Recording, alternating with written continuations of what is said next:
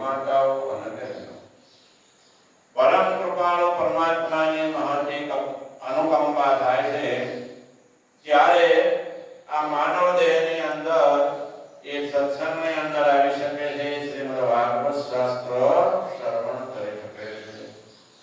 અનંત જન્મના પુણ્ય હોય ત્યારે આ શ્રીમદ ભાગવત જેવા શાસ્ત્રો આપણને શ્રવણ કરવા મળે છે.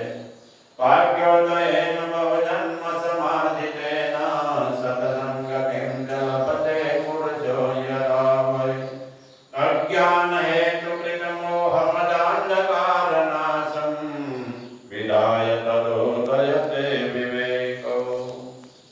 અનંત જન્મના પુણ્યનો ઉદય થાય ત્યારે આપણને સંતના દર્શન સત્સંગ શ્રવણ કરવાનો લાભ મળે છે. અને સાથે સાથે કહે છે સત્સંગથી શું શું લાભ થાય? તો કે અજ્ઞાન હેતુકૃત મોહ મદાંધકારનાશમ. અજ્ઞાનને લઈને મોહ મદ ઇત્યાદિ જે જીવને જન્મ મરણના ચક્રમાં નાખે છે એ બધા મોહ મદાદી અને અજ્ઞાનનો પણ નાશ કરી દે. જ્યાં સુધી અજ્ઞાન હોય ત્યાં સુધી જીવ કરતા ભોગતા બને છે અને તે કર્મને ફળ ભોગવવા માટે જન્મો લેવા પડે છે. પરંતુ સત્સંગના માધ્યમથી એ શ્રવણ કરે છે અને વિવેક ઉત્પન્ન થાય છે. એટલું જ નહીં, હું શુદ્ધ સચ્ચિદાનંદ સ્વરૂપ આત્મા છું, અજર અમર નિત્ય શુદ્ધ બુદ્ધ મુક્ત સ્વરૂપ છું એવું જ્ઞાન થઈ જાય છે. એટલે અજ્ઞાન દૂર થાય છે અને જ્ઞાન થાય છે અને જ્ઞાનથી પછી એને મુક્તિ મળે છે. જ્ઞાનાદેવ તો કૈવલ્યમ. જો આ માનવ જીવનની અંદર જ્ઞાન નહીં કરો તો જન્મ મરણના ફેરામાં ફરવું પડશે. પુનરપિ જનનમ પુનરપિ મરણમ પુનરપિ જનને જઠરે શયનમ ય સંસારે ખગતોસ્તારે કૃપયા પારે પાહિ મુરારે ભજ ગોવિંદમ ગોવિંદમ ગોવિંદમ ભજ મૂઢમતે. વારવાર જન્મવું ન હોય, મરવું ન હોય, ત્રિવિધના તાપથી દુઃખી ન થવું હોય તો શું કરવાનું? પોતાના સ્વરૂપને જાણીને એમાં સ્થિત રહેવાનું કે હું અસંગ છું, મને કોઈ પાપ પુણ્ય સ્પર્શ કરી શકતા નથી, કારણ કે હું અકર્તા ભોગતા છું એ દ્રઢ કરવાનું છે. અને નિરંતર કે હે નિજાનંદ લો. સંસારના આનંદો સુખો છે એના માટે તમે પ્રયત્ન ન કરો, દોડો નહીં. તમારા પ્રારબ્ધ કર્મ અનુસાર તો શરીરને મળવાના છે, પરંતુ મળેલો જે આનંદ છે અખંડ આનંદ છે, પૂર્ણ આનંદ છે, દિવ્ય આનંદ છે, નિજાનંદ છે, બ્રહ્મનો આનંદ છે. આનંદ લો તો ત્યારે તમારે બીજા આનંદ લેવાની જરૂર નહીં પડે. એટલે કીધું બ્રહ્મ લાભાત ન પરો લાભ. બ્રહ્મ લાભથી કોઈ શ્રેષ્ઠ લાભ નથી. એટલે બ્રહ્મનો લાભ લેવા માટે આપણે શું કરવાનું?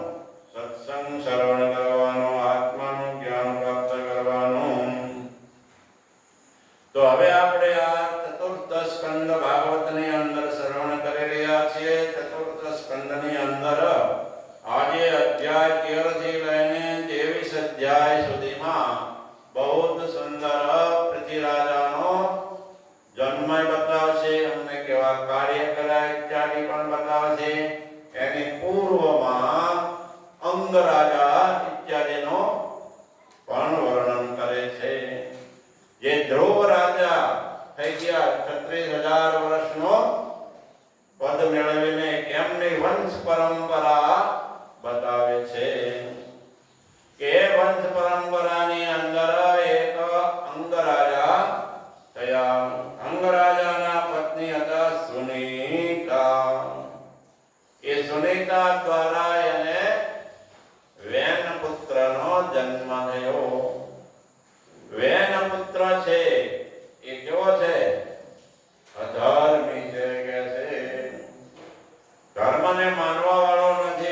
અને અનેક પ્રકારના કે છે પાપો કરવા વાળો છે કે છે. નાના બાળકો હોય ને મારી નાખે, જંગલમાં જાય, અનેક પ્રકારની હિંસાઓ કરે ઇત્યાદિ કરતા. એના પિતા અંગરાજા એને બહુ જ સમજાવતા, પરંતુ એનું જ્ઞાન એ જીવનમાં ઉતારતા નહીં. અંગરાજા કંટાળી ગયા, દુઃખી થયા, રાજપાટ પુત્ર બધું છોડીને વનમાં આવી ગયા. હવે બધા લોકોએ કહ્યું, વિચાર કર્યો કે હવે રાજા તો ખોજા પણ મળ્યા નહીં, એટલે એમ કે ગાડી ઉપર કોઈને બેસાડીએ. તો કે એમનો પુત્ર વ્યાન છે એને બેસાડ્યો. તો વ્યાનને બેસાડી દીધું. હવે વ્યાનને તો રાજગાદી મળી ગઈ, સત્તા મળી કે નહીં. એક તો હતો અત્યાચારી, પાપાચારી, અધર્મી. હવે બહુ તેવો પાપી અત્યાચારી હતો અને એને હવે સત્તા મળવાથી કે છે તો બહુ તો પછી ક્રૂર સ્વભાવનો થઈ ગયો કે છે.